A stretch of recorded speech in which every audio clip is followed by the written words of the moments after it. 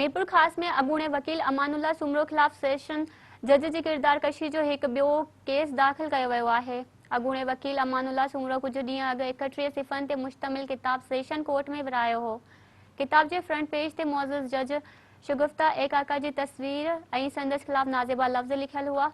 मुअज़्ज़ज़ जज जे भाणेजे साकिब अली काका जी फरियाद ते अमानुल्ला सुमरो ख़िलाफ़ दहशतगर्दी जे कलमनि तहत टाउन थाणे ते केस दाख़िल कयो वियो आहे।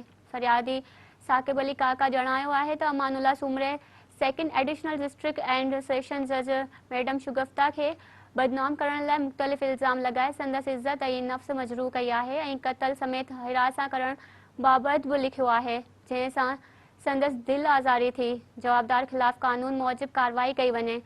ॿिए तरफ़ एसएसपी मीरपुर ख़ास एसएचओ सिंधड़ी गाज़ी खान राजड़ खे जांच ऑफिसर मुक़रर करे छॾियो आहे, जंहिंजो चवणु आहे त मामले जी जांच करे केस में नामज़द अमानुल्ला सुमरो खे जल्द गिरफ़्तार कयो वेंदो।